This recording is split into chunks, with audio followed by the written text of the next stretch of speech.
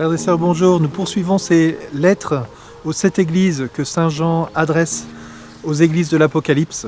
Et nous le faisons encore une fois avec Saint Claude pour nous encourager dans la confiance au milieu de ce temps compliqué, mais aussi en demandant la grâce de pouvoir approfondir ce temps et profiter de ce temps pour notre propre conversion, comme Saint Jean l'exhorte pour ces églises.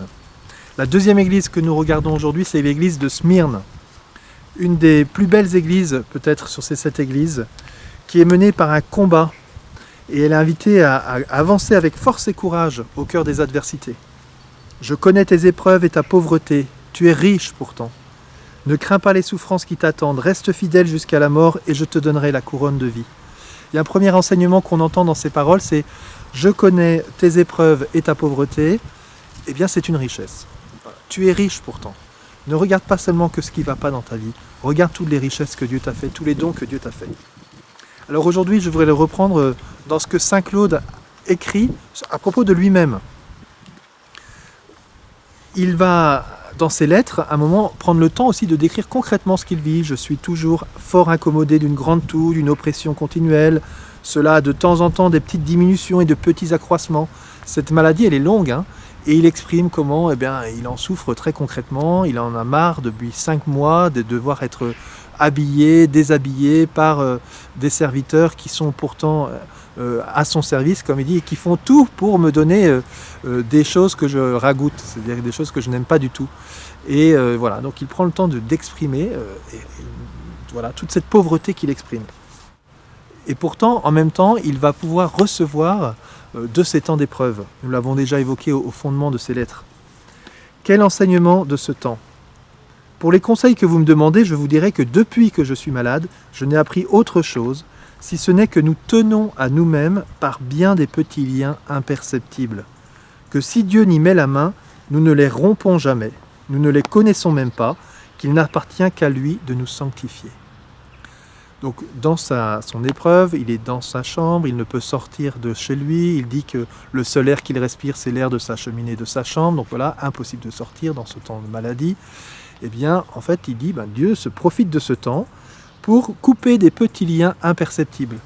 Il y a ces textes que nous connaissons des pères en disant que l'oiseau, que ce soit une grosse chaîne à la patte ou un petit fil, s'il est attaché, il ne peut pas s'envoler. Et nous pouvons demander la grâce, nous aussi, de ces petits liens imperceptibles, et que ce temps nous aide à voir ces petits liens que nous ne pourrions pas voir dans d'autres contextes où nous sommes dans toutes nos activités quotidiennes. Alors que le Seigneur nous aide à voir ces petits liens imperceptibles, dit Saint Claude. Je voudrais terminer par des mots que Saint Claude nous redonne de ce que Marguerite Marie lui a dit dans cette maladie. Quand vous étiez en bonne santé, Dieu se glorifiait en vos œuvres. Maintenant que vous êtes malade, Dieu se glorifie en vous. Voilà, donc Dieu peut tirer gloire de chaque chose.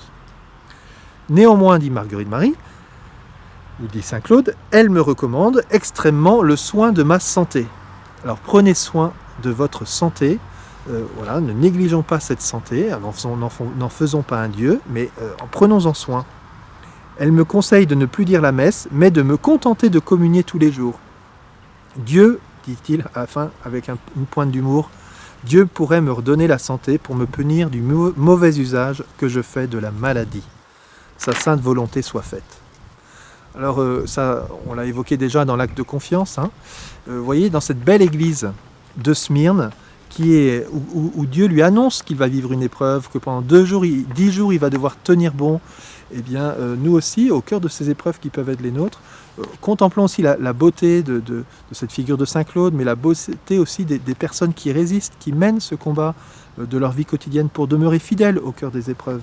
Pas dans une révolte incessante, simplement dans une dimension paisible d'accueillir les grâces du Seigneur.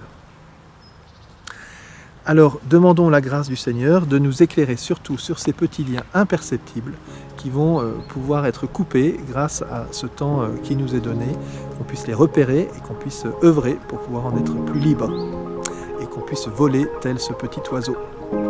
Bonne journée à vous, à très bientôt.